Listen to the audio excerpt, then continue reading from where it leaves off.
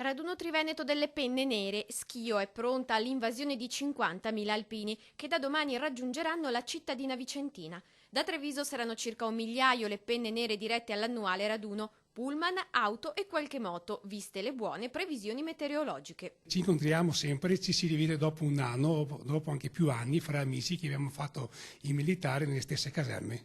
La città berica è pronta, tricolori in ogni dove, sulle strade e dai balconi, bandiere e drappi, in abitazioni private e pubblici edifici, mentre nei bar del centro già si ordina lo spritz alpino.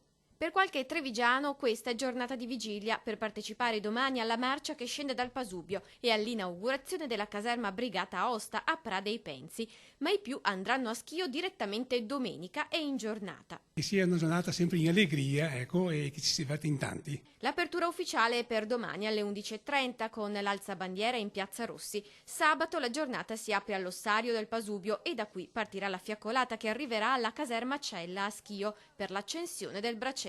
Domenica la grande sfilata da Santa Trinità.